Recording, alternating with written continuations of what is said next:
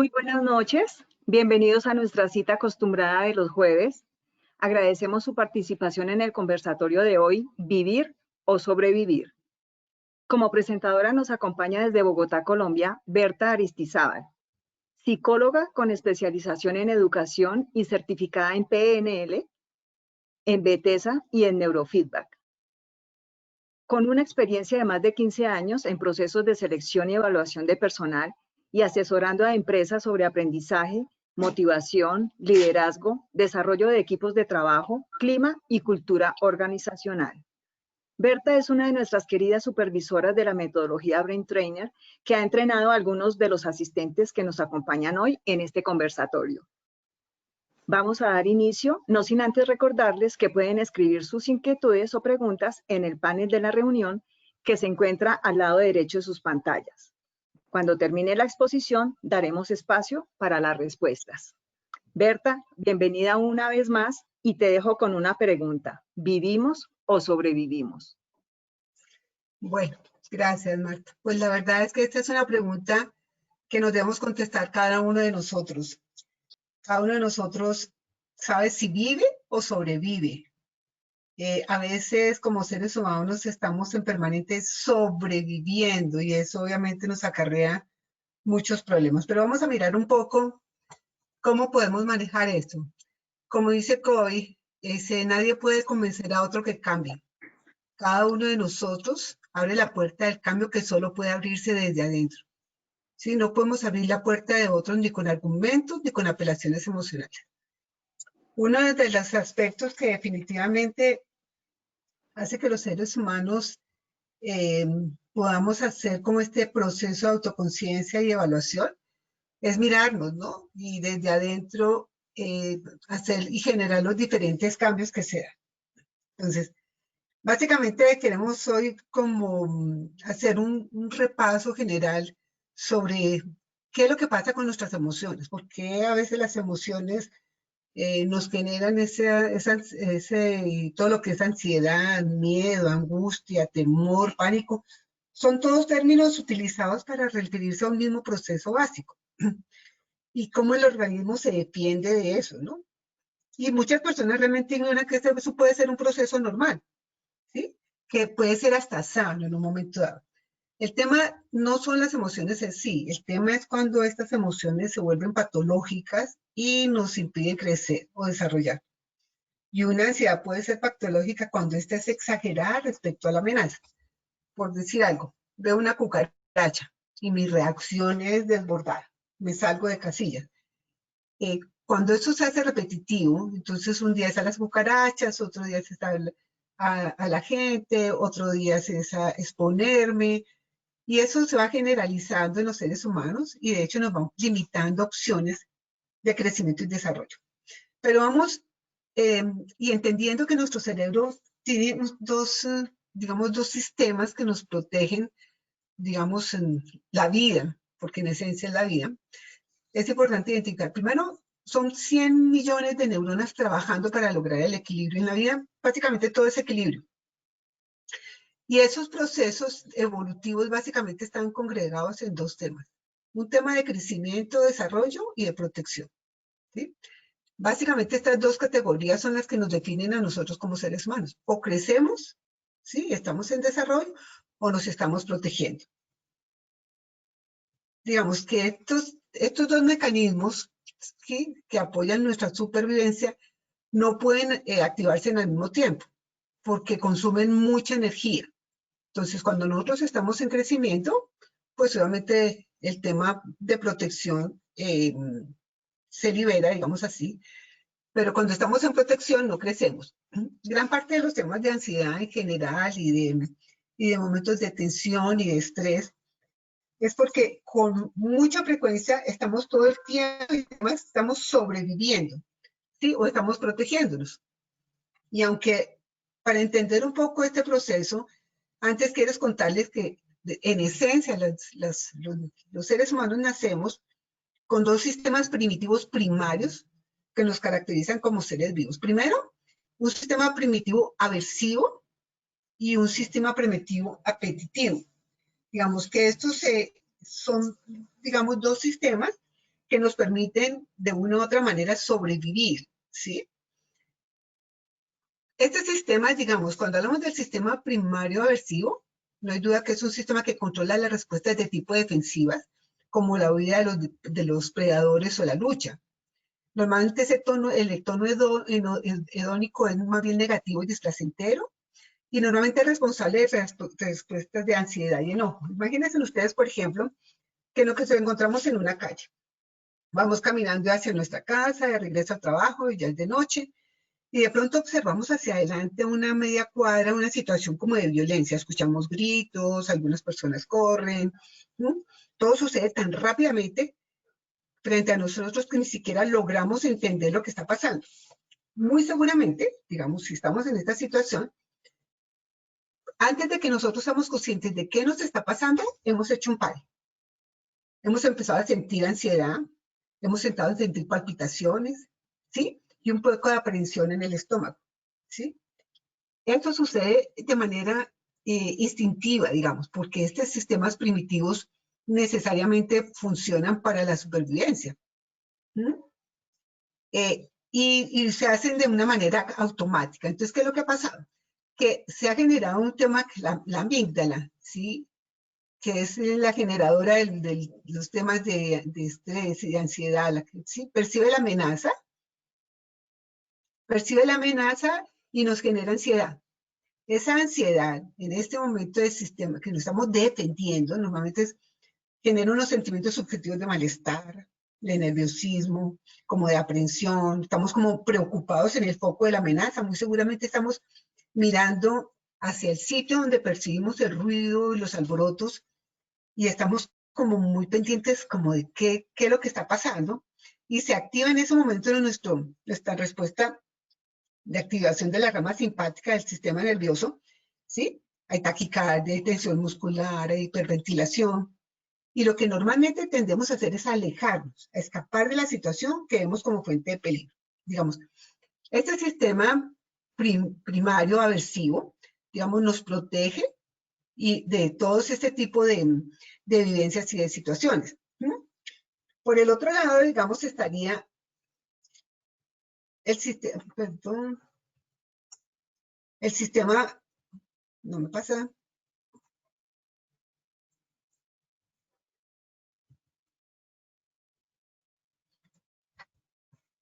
Perdona, se bloqueó Coloca el puntero ¿Cómo? sobre la pantalla. Vertica, Sí, pero coloca el puntero sobre la pantalla y haz el cambio a ver si te funciona. sí, ya. Por otro lado, tenemos el sistema primario apetitivo, ¿sí?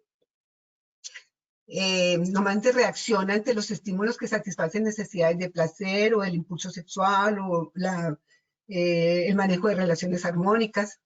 El estado hedónico es más bien placentero. Es el primer responsable de nuestras conductas de aproximación a estímulos que satisfacen nuestras necesidades, las cuales acarrean emociones gratificantes y placenteras. Pongámonos aquí en una situación en la que estamos en una reunión social y observamos a la distancia a una persona que nos agrada, ¿sí? Es del texto contrario a nosotros y de pronto esta persona nos agrada. Damos una mirada, percibimos que la otra persona nos devuelve la mirada, entonces tratamos como de hacernos los que no, pero volvemos y miramos, la persona vuelve y nos mira. Normalmente, ¿qué genera ese tipo de situación? Una ganas de acercarnos. Aquí el hipotálamo, observa, el hipotálamo es como una antena receptora que tenemos en el cerebro. Percibe esta situación, pero claro, aquí las condiciones son bastante diferentes, ¿no? El tono emocional es positivo, hay reacciones de activación y aumento de la presión sanguínea y la frecuencia cardíaca y la tensión muscular por una sensación es distinta. La atención la tenemos muy focalizada en el estímulo específico y la planificación, pero generalmente tendemos a tener estrategias de aproximación al evento, no de alejarnos. Y digamos como nuestro sistema funciona de una manera diferente. Digamos que estas dos respuestas tienen algunas similitudes y algunas diferencias. ¿Cuáles son las similitudes en estas dos respuestas que, como les digo, son propias de nuestro sistema evolutivo? Sí, están ahí. Están ahí para que las conozcamos, pero también para que las manejemos y las aprendamos a controlar y a gestionar, ¿sí? Ambas producen activación fisiológica, necesariamente, hay taquicardia, el cuerpo reacciona de una manera diferente. Muy seguramente si estamos en un proceso de huida o aversivo, nuestro cuerpo va a reaccionar porque necesariamente vamos a querer, nuestra sangre seguramente va a fluir hacia las piernas, estamos próximos a salir corriendo. Si estamos en un proceso de acercamiento, va a ser un poco diferente esa reacción. Ambos dependen de sistemas, como les digo, evolutivamente de nuestro condicionamiento y dependen de la supervivencia y de la reproducción de la especie.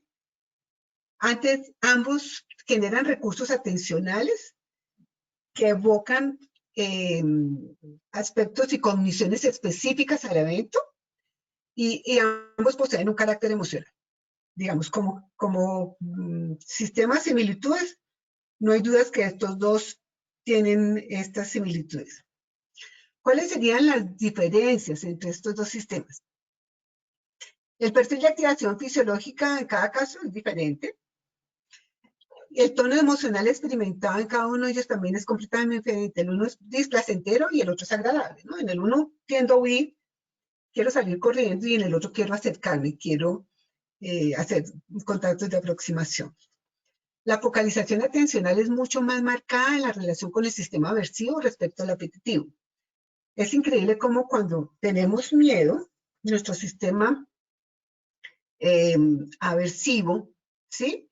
Y la amígdala se dispara de tal manera que genera unas cargas emocionales demasiado fuertes que obviamente no son agradables. Y el sistema aversivo que caracteriza por una evitación y el apetitivo por una reacción de aproximación. Entonces, estos son dos sistemas con los cuales nacemos, que nos distinguen como especie y como seres humanos. Pero digamos que cómo aprendemos nosotros ese tipo de comportamientos, que en última son, que el problema no es aprenderlos, el problema es que los mantengamos durante la vida en condiciones en las que no son recomendables. Entonces, primero, ¿cómo aprendemos los comportamientos ansiosos? Primero, por una situación traumática. Por ejemplo, imagínense que ustedes viajan en un automóvil por una ruta y de pronto tienen un accidente que amenaza seriamente la vida, ¿sí? Muy seguramente a partir de ese momento se ha desarrollado en nosotros una fobia específica. Y cada vez que nosotros atravesemos esta calle o cada vez que de pronto montemos en carro, vamos a generar ese proceso de angustia y de ansiedad. Entonces, uno aprende los comportamientos ansiosos con una situación traumática muy marcada, nos dejó grabada para la vida y con frecuencia se quedan así, digamos, las vivimos, las vivenciamos.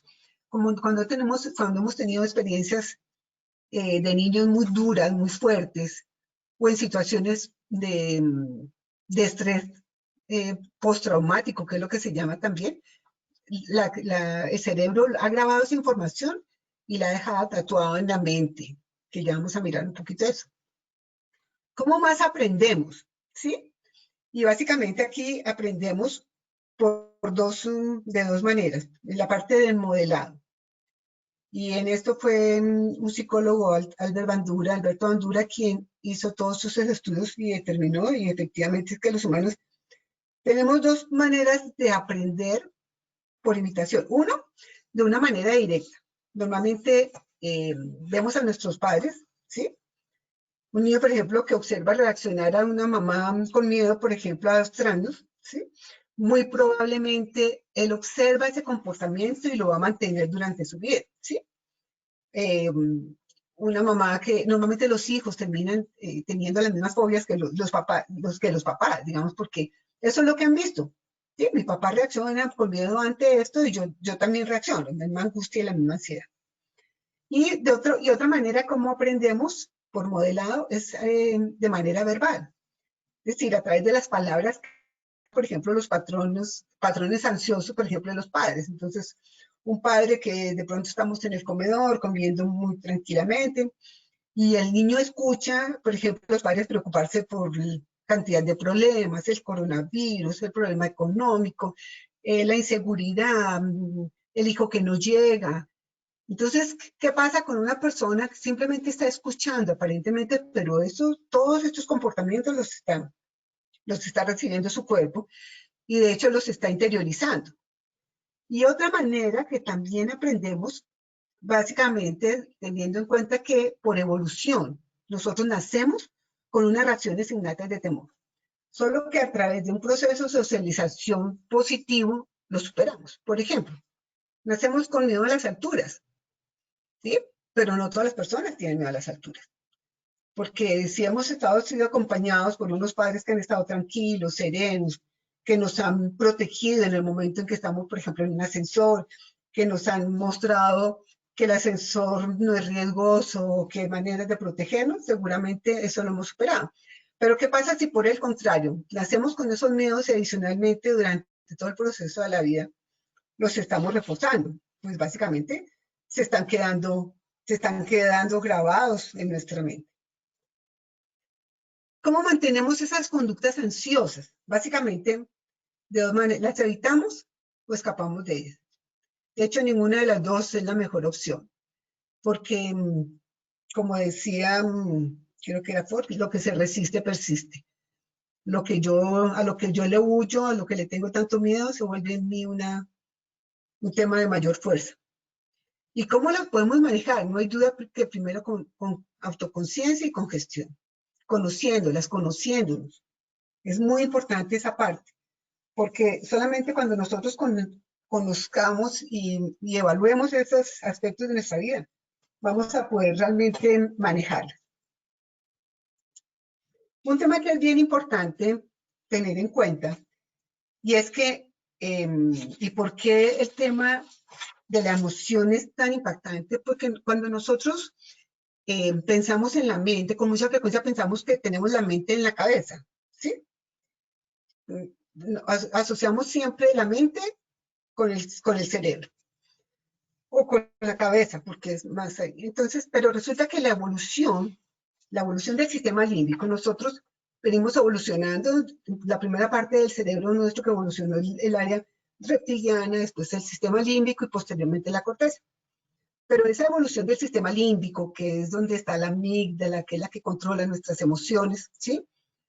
Dio como resultado la aparición de un mecanismo de comunicación entre las células del cuerpo mediante señales químicas. Nosotros nos comunicamos mediante señales químicas que el cuerpo interpreta como sensaciones, ¿sí? Y cada una de las células de nuestro cuerpo experimenta esas emociones, esas sensaciones por medio de los neuropéptidos y las interpreta como emociones. Entonces, la mente consciente no solo interpreta ese flujo coordinado de moléculas de emoción que compone la mente corporal, sino que también genera emociones. Entonces, cuando pensamos que la mente, decimos que la mente no está localizada en la cabeza, es porque todas las células de nuestro cuerpo, ¿sí? Tienen los receptores de las moléculas electroquímicas de la emoción. Entonces, no podemos decir que tengo un dolor de cabeza y mi corazón no está sufriendo. Absolutamente todo mi cuerpo se comunica de una manera porque somos un organismo. Si algo me afecta, afecta a todo el sistema.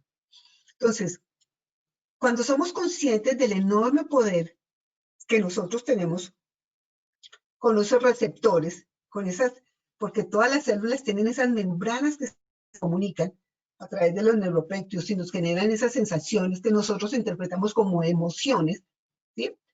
Podemos ser conscientes del daño que nos podemos hacer en un momento dado cuando no controlamos, por ejemplo, los pensamientos, ¿sí? Cuando estamos todo el tiempo pensando en lo malo que nos está pasando. Y aquí les voy a pedir a ustedes que cierren un minuto los ojos y piensen en una situación que les generó a ustedes displacer, que les generó cierto malestar.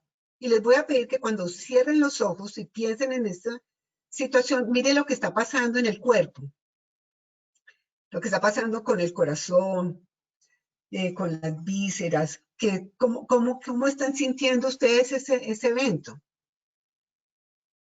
Y muy seguramente, cuando uno percibe Cuando uno se da ese espacio para sentir eso, se da cuenta que realmente la mente está en todo el cuerpo, ¿no? La mente no está en la cabeza, la mente, por eso es tan importante controlar nuestros pensamientos y las acciones y entender que somos una unidad, ¿sí? Y que si no hacemos un apropiado uso de la conciencia, es difícil proporcionar salvo a un cuerpo, ¿sí? Y que podemos enfermar el cuerpo con solo pensamientos y emociones. Por eso también de pronto muchas personas porque claro, hay muchas maneras de ayudar a controlar esto, ¿no? Por ejemplo, cuando las personas oran, cuando las personas meditan, cuando las personas practican el tiempo presente, de una u otra manera están generando a todo su cuerpo moléculas de emoción positiva. Están sanando todo su cuerpo. Y aquí es muy importante, y creo que si hay algo de esta actividad de hoy, es ser conscientes que esas moléculas de emoción que fueron identificadas especialmente por Candy Pert, que ustedes pueden investigar, ella escribió un libro que se llama Moléculas y Emoción, y explican muy detalladamente todo este impacto, es cuando nosotros podemos entender por qué nos enfermamos, ¿sí? Por qué las reacciones emocionales, que además nuestra mente trabaja de una manera, y sobre todo nuestro inconsciente trabaja de una manera refleja. No necesitamos pensar, cuando ya trabajamos de una manera inconsciente, nuestro cerebro no piensa, actúa automáticamente, pero si todo el tiempo estamos nosotros generando pensamientos de displacer, de malestar, de no puedo, de no confío, del coronavirus, del miedo que me produce el otro, todo el tiempo yo mismo me estoy enfermando, yo mismo me estoy generando todas esas moléculas de emoción negativas que están dañando mi cuerpo. Porque nosotros nos comunicamos, todas las células de nuestro cuerpo se comunican unas con otras, ¿sí?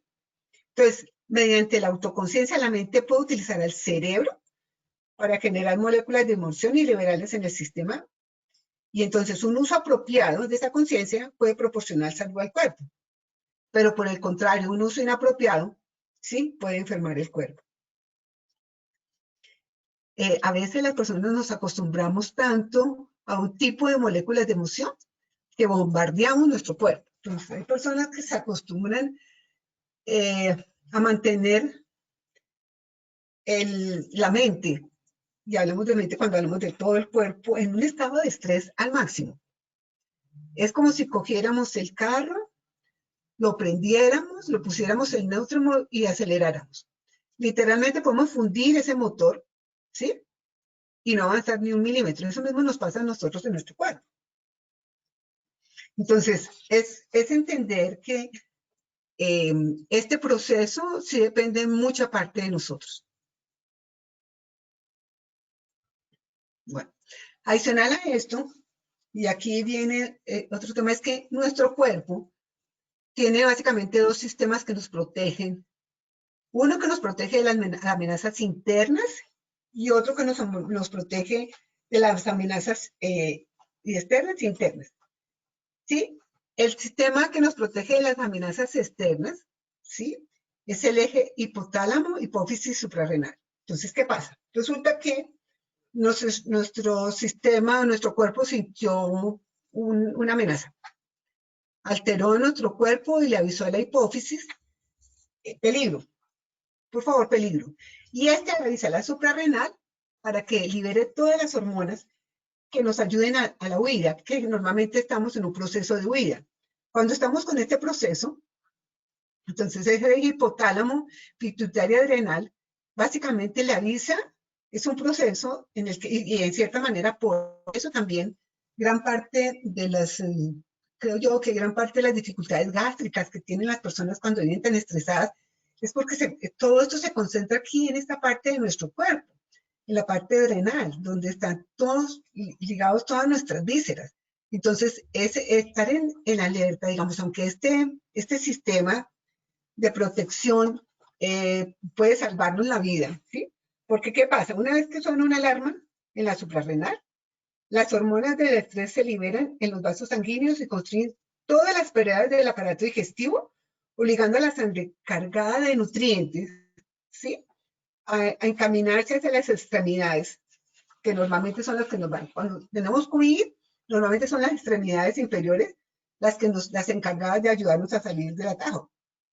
Obviamente ya no llega sangre, por ejemplo, la redistribución, digamos, de la sangre en las vísceras o hacia las extremidades, pues no las necesitamos. Nadie se va a alimentar en un proceso de huida.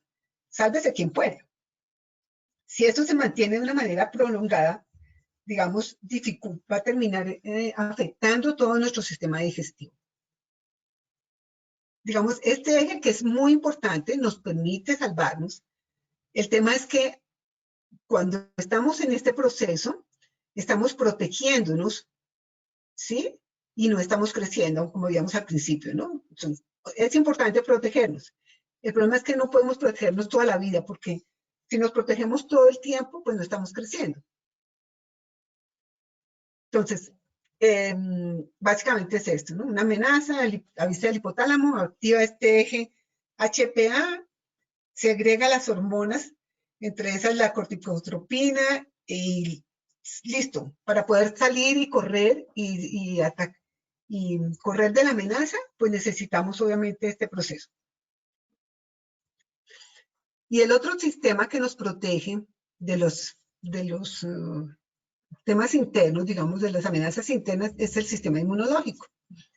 Resulta que ahorita que hablamos tanto del sistema inmunológico, de los virus, de las bacterias, el sistema inmunológico nos protege de todas las amenazas internas, lo que son como virus y bacterias, ¿sí? La activación del sistema inmunológico consume mucha carga de energía, consume mucha energía. Entonces, cuando el eje HPA está activo, pues porque hay demasiada actividad y están las respuestas suprarrenales, suprimen por completo el sistema inmunológico. Es como, y eso lo hace porque nuestro cuerpo necesita conservar energía. Es como si ustedes estuvieran en la sabana africana, de pronto observan y están en un camping delicioso, pero de pronto están con malestar, con diarrea, con fiebre, están con indisposición y de pronto sienten cerca a ustedes el crujido de un león. En ese momento su diarrea, su malestar, su fiebre y su indisposición espera. Su cuerpo activa el eje de HPA y sale disparado. Claro, en ese momento es necesario y lo necesitamos para sobrevivir y en esa nos quedamos, ¿sí? Entonces, ¿por qué es tan importante poder hacer este equilibrio? Porque muchas veces cuando las personas o nos protegemos, si nos protegemos no estamos viviendo, digamos, no estamos creciendo. Pero si no nos protegemos tampoco podemos crecer, ¿no? Esto es un ir y venir que nos ayuda a proteger, digamos, activar nuestra vida de una manera constructiva y positiva. Pero cuando esta activación del eje está tan activa, entonces disminuye la capacidad de luchar contra las enfermedades, porque el sistema inmunológico se deprime.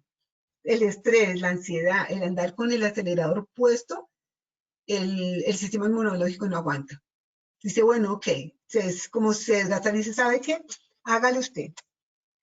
Muévase usted, pero mi cuerpo y mi sistema pierde fuerza, pierde energía, pierde capacidad de respuesta. Ante los virus y las bacterias, las personas, con mucha frecuencia hay personas que tienen con mucha gripa, con mucho malestar, pero claro, pues viven súper estresadas. El sistema inmunológico no tiene fuerzas para defenderse suficiente con todo lo que está haciendo el eje hipotálamo hipófisis suprarrenal para defenderse, ¿sí? Disminuye la capacidad de pensar con claridad. De hecho, cuando estamos en un momento de extrema presión, difícilmente pensamos con claridad, porque nos llega mucha sangre al cerebro, pero con poca oxigenación, que es la que nos permite la claridad mental, ¿sí? Y ese proceso de la información se hace más lento, se hace más difícil. Y las hormonas del estrés, pues, constriñen todos los vasos sanguíneos del cerebro para reducir el funcionamiento. Entonces, tienen esa actividad de la corteza prefrontal, que es el centro de la actividad del pensamiento consciente. Entonces, cuando estamos muy estresados, no llega suficiente sangre oxigenada a nuestra parte prefrontal. Y nuestra parte prefrontal es la parte de la atención, la concentración, la motivación y el control emocional. Entonces, este eje, pues obviamente es eficiente para protegernos, pero bueno, no podemos vivir muy activos en ese proceso mucho tiempo, porque si no, pues el desgaste es total. Quiero mostrarles, digamos, hay muchas maneras, cuando veíamos este tema de vivir y sobrevivir, digamos, hay varias maneras de que las personas aprendamos a controlar estos estados, ¿no? De irritabilidad, de acelere, de estrés.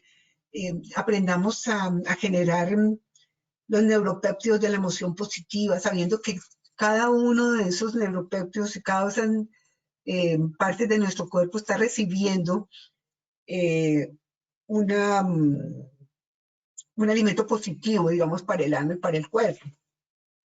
Está hacer ejercicio, obviamente podríamos también estar haciendo meditación, yoga, practicando mindfulness, la oración, cuando las personas meditan mucho, oran mucho. ¿Qué es lo que estás haciendo tú cuando tú estás orando? Y tienes una oración de confianza, pues es una oración en que tú le estás generando al cuerpo todas las posibilidades de unas moléculas de emoción positivas, donde estás sanando el cuerpo, donde le estás generando paz, calma, tranquilidad. Digamos, esa podría ser otra de las muchas maneras. Otra manera que lo hacemos y que funciona muy bien es a través de hacer neurofeedback. Quiero mostrarles un poco cómo se usa el cerebro que sobrevive, que está viviendo todo el tiempo sobreviviendo en vez de viviendo. Normalmente son cerebros que tienen mucha onda rápida, como ustedes lo ven acá. Esto rojo está por encima de lo esperado. Entonces, son personas que tienen, como les digo, prenden el motor del carro y lo aceleran, pero lo ponen en neutro, no avanzan ni un milímetro. Este es uno de los aspectos que vemos, este tema de los temporales calientes, o sea, la parte emocional. Esto tiene que ver mucho con el tema emocional.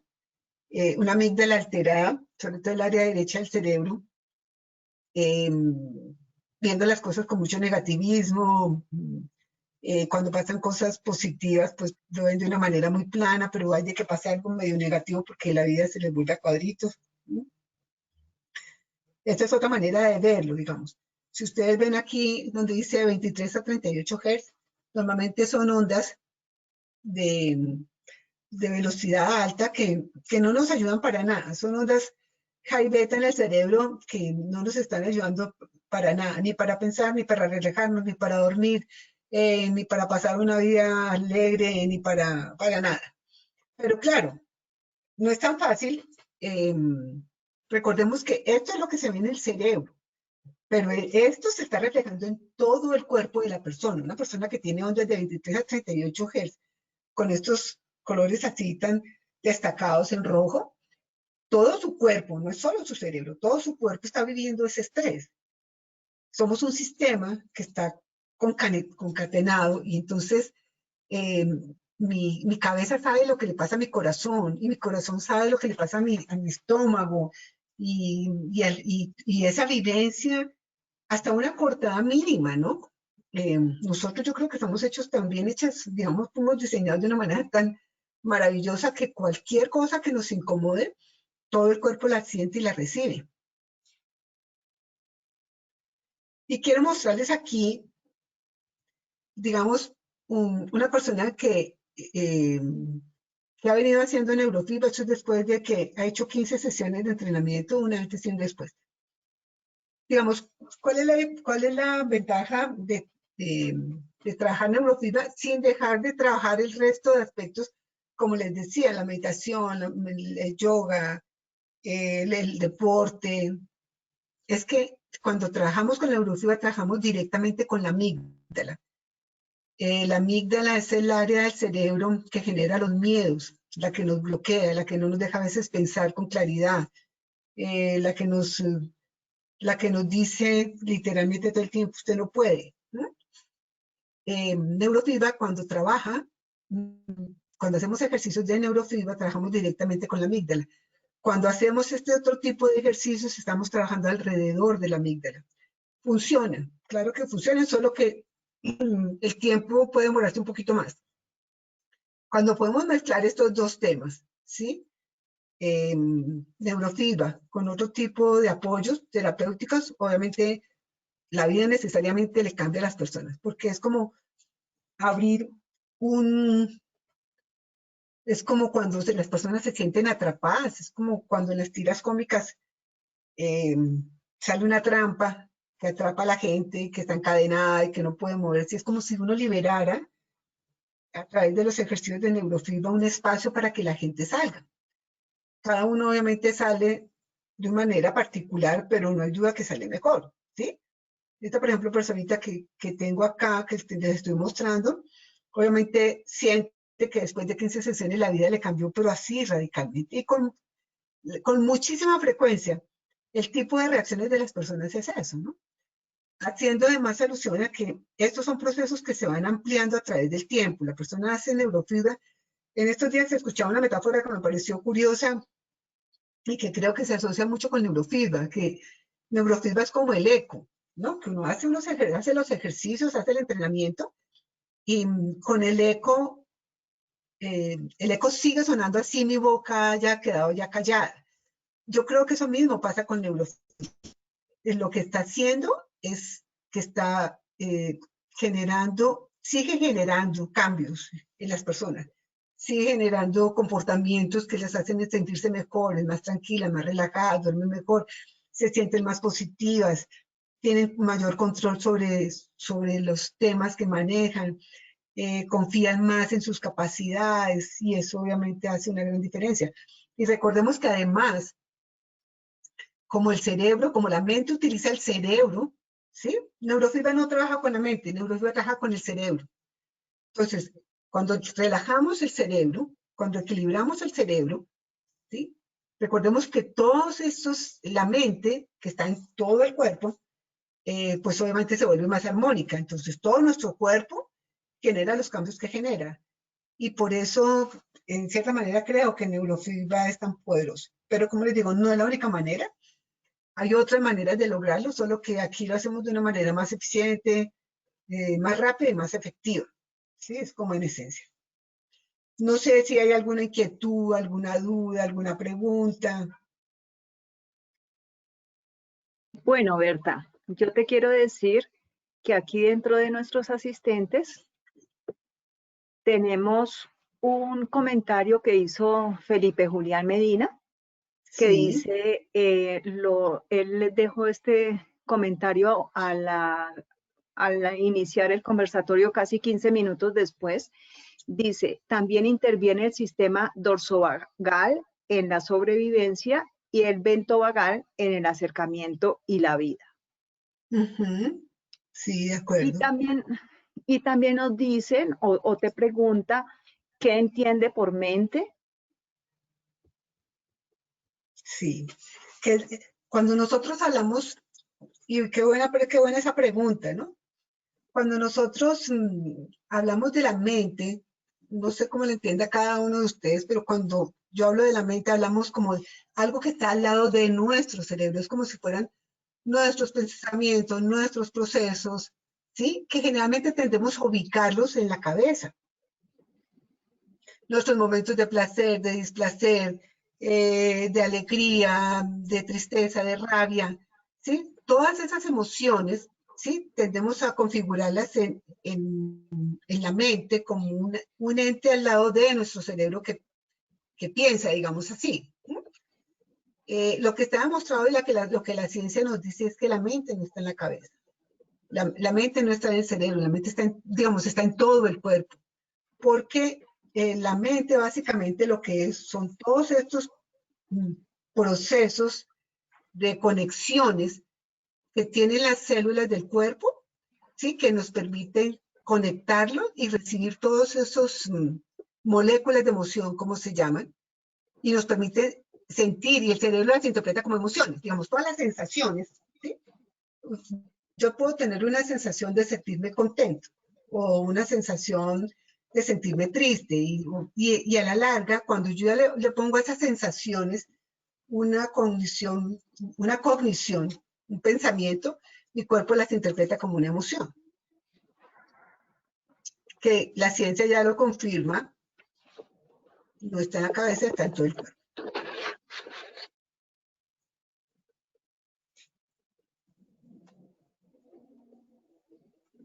¿Aló? Ahí te estoy escuchando. Sí, No alcanzamos a escuchar la última parte de tu respuesta, Berta. ¿no? Que, digamos, la ciencia ha identificado ya, ¿sí? Que mediante la autoconciencia, ¿sí? Digamos que los receptores que procesan toda la información, todas las células del cuerpo, tienen unas membranas, las mismas que tienen las células nerviosas, que están presentes en todas las células del cuerpo, ¿sí? Y que reciben los neuropéptidos, que son los que generan esas sensaciones que nosotros interpretamos como emociones. Y el flujo, digamos, como que esa mente consciente no solo interpreta ese flujo coordinado de todas esas moléculas de emoción que componen la mente corporal, sino que también genera emociones. ¿Sí? Entonces, cuando hablamos de la mente, ¿sí? Hablamos de la mente, del proceso pensante, digamos así, que ayuda a equilibrar nuestros estados anímicos a través de las emociones. Son moléculas de señal, realmente son moléculas de señal que el cuerpo interpreta, diría uno, ¿no? Y cada uno, pues, la mente puede darse de muchas maneras, digamos, esos procesos, esas moléculas de emoción se pueden interpretar de muchas maneras, ¿no? Pero básicamente son moléculas de emoción. Ok, Berta, muchas gracias. Mira, De hecho, tengo... perdona, mira, cuando hay un bombardeo de muchos receptores, digamos, cuando el cuerpo recibe mucho bombardeo permanentemente de esas células, nos volvemos como insensibles a algunas cosas, ¿no? Por eso se nos vuelve como una adicción. Entonces hay personas que que están bombardeando todo el tiempo moléculas de emoción de estrés. Y compartes que necesitarán más y más y más y nos volvemos adictos. O sea, volvemos adictos a ese tipo de moléculas. Eh, por eso creo que neurofeedback ayuda tanto en los procesos, ¿no? Porque como regula el cerebro y ayuda a la mente, digamos, a relajarse, entonces se logran las cosas que se logran, ¿no? Ok, así es, muy bien, Berta. Tengo acá otra pregunta que dice, ¿hay diferencia entre los miedos y las fobias? Claro, digamos, los miedos, digamos que la fobia ya es un miedo extremo, ¿no? Digamos que el grado es mayor. Todos nacemos con miedos y los miedos pueden ser sanos. Es decir, el tener miedo me puede ayudar para, no sé, protegerme, por decir algo. Pero si el miedo es obsesivo, si el miedo es extremo, se me vuelve una fobia y entonces ya me paralizo. Por decir algo, una persona puede tener miedo a las multitudes, no les gustan las multitudes. Eso puede estar determinado porque, digamos, las personas que son introvertidas por naturaleza, introversión está determinada biológicamente. Son personas que no les gusta mucho estar en multitudes ni en grupos grandes. Generalmente no van a un concierto porque no se sienten cómodos, ¿cierto? Eso puede ser un miedo racional, no me gusta y tengo derecho a no, a no tenerlo, digamos, a no estar, a no querer estar en esos espacios. Otra cosa es cuando ese miedo se vuelve tan patológico que vuelve una fobia a las multitudes que se llama la agorafobia, y entonces ya todo lo que haya más de 3 personas me paniquea, pero me vuelve eh, un miedo obsesivo, taquicardia, ansiedad, estoy percibiendo el peligro en todas partes, no quiero que nadie se me acerque, eso ya es una fobia, ¿sí? Ya es extremo, porque una fobia, digamos, el miedo puede estar muy relacionado y está muy relacionado con los temas emocionales, pero ya las fobias tienen que ver más con el cingulado, con otra área del cerebro y con la parte prefrontal, ¿sí? Que hace que no, es un miedo irracional. Una fobia realmente es un miedo absolutamente irracional. Miedo, por ejemplo, a las cucarachas. Una cucaracha no te va a comer, pero si la persona ve una cucaracha y se paniquea, sí, claro, nadie le gusta ver una cucaracha, eso pueden ser desagradables, es fastidioso. No hay duda que le puedo tener fastidio a las cucarachas o a las mariposas, pero ya cuando eso se vuelve un tema que me bloquea completamente, ya es una fobia. Es extremo, ¿no? Ok, Berta, muchas gracias. Muy bien. Tenemos otra pregunta que nos la hace Ruth Barrera. Dice, ¿por qué llaman al estómago el segundo cerebro? Bueno, pues está demostrado que el cerebro también, en el estómago también tenemos neuronas, lo mismo que en el corazón, ¿no? Em, yo creo que lo llaman el segundo cerebro, porque como todo termina allí, fíjense que el eje HPA, digamos, hipotálamo, pituitaria adrenal, terminan, termina, digamos, manejando toda esta parte del estrés. Entonces, una persona que, que siente una tensión muscular, una ansiedad muy fuerte, seguramente lo primero que siente es contracción el estómago, por ejemplo, ¿sí? Tiene dificultades para hacer del cuerpo, para digerir, úlceras, ¿sí? Termina siendo, esta parte del cuerpo viene siendo muy sensible. Lo que pasa es que cuando estamos en sistemas de sobrevivir, ¿sí? Este sistema está paralizado, está, digamos, estamos tan centrados porque es más, ni siquiera el cuerpo libera sangre suficiente para estas partes del cuerpo. Digamos, la digestión, la alimentación, la digestión, la excreción requieren de mucho trabajo, ¿sí? De mucha sangre para poder hacer todo ese proceso sanamente. Pero si estoy en un momento de estrés, si yo tengo que salir pitado porque al lado mío hay una amenaza y siento que alguien me está persiguiendo, pues mi cuerpo dice, ¿sabe qué? Sangre ahí para después. Por ahora sus piernas, corra y defiéndase. ¿Sí? Entonces, este eje, cuando está muy activo, bloquea todo el sistema visceral.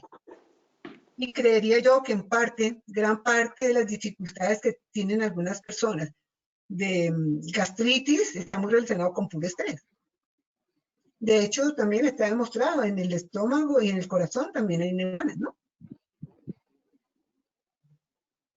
Entonces, puede estar muy, muy relacionado lo uno con lo otro. Bien, Berta. Tengo otra pregunta que dice, ¿podemos desaprender los comportamientos? Claro que sí. Eso, por fortuna, nuestro cerebro es plástico, ¿no? Y así como aprendemos, podemos desaprender, no hay duda. Todo el tiempo. Aprendemos por repetición, pero desaprendemos también por repetición. Por eso hay que practicar y practicar bien. Cuando estamos aprendiendo un nuevo comportamiento, la idea es hacerlo y hacerlo bien. Pero todo el tiempo podemos desaprender, por fortuna, y aunque había un refrán de hace un tiempo que el loro viejo no aprende a hablar, hoy en día esto está súper demostrado que no es así.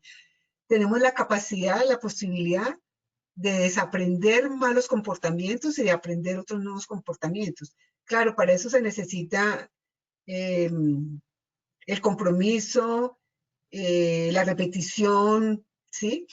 El deseo de lograr las cosas, ¿sí? Porque tampoco vamos a aprender nuevos comportamientos si no repetimos. El cerebro aprende por repetición. Veíamos que aprende por modulación, pero también aprende por repetición. Entonces, si yo no repito un comportamiento positivo, hacer ejercicio, por ejemplo.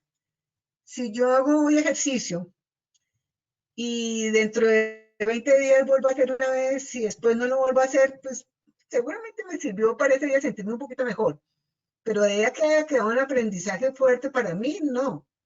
Pero si yo me comprometo en ese cambio, seguramente que lo logro.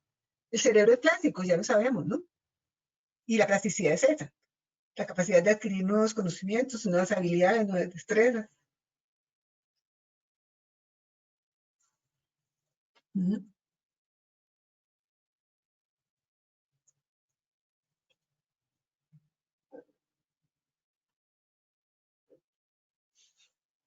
¿Sí? Muy bien, Berta. Tengo un comentario relacionado con el tema del estómago que nos coloca aquí Felipe Julián Medina, que dice, asimismo, porque el estómago tiene más de 100 millones de neuronas, lo que supera a la médula. Este es un aporte de uno de nuestros Qué asistentes. bueno. Ujú. Muchas gracias, importante. Cierto, muy cierto. Bueno, Berta, hasta hoy, hasta este momento ya no tenemos más preguntas. Ha sido bien consistente el tema de las preguntas. Muchas gracias. No, Gracias por compartir tu conocimiento y experiencia. Te esperamos con un nuevo tema en tu próxima presentación. ok. No, muchas gracias a ustedes. Buena noche. Bueno, Berta, a ti muchas gracias. Y no queremos terminar nuestra presentación sin antes mostrarles nuestro paquete ideal de entrenamiento. Este paquete de entrenamiento está compuesto por un amplificador 4 canales. Aquí lo estamos viendo.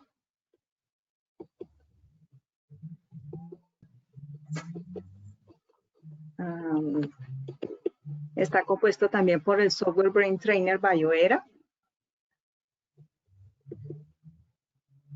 También tiene la banda de hemoencefalografía, que es muy fácil de usar y útil para solucionar problemas de atención, control de impulsos, estabilidad emocional y organización. Tiene también esta gorra que la llamamos PC26 porque tiene 26 puntos localizados y marcados para conexión. Está fabricada también en un material muy resistente que se llama neopreno. Y con esta gorra se conecta al amplificador por intermedio de este paquete de electrodos. Son 7 electrodos que componen este paquete ideal de entrenamiento. El paquete también tiene un curso básico de entrenamiento Brain Trainer y un procesamiento de tus frecuencias con tu plan de entrenamiento específico para mejorar tu desempeño. Este paquete ideal de entrenamiento cerebral en casa tiene un costo de $2,565, que también puedes pagar en 5 cuotas mensuales de $526. Para conocer más de nuestra metodología y equipos, pueden ingresar a nuestra página www.braintrainer.com. Allí encontrarán la información en inglés y en español. Queremos invitarlos a nuestro próximo conversatorio que se llama Foco y Calma, el próximo jueves 8 de octubre a las 9 de la mañana.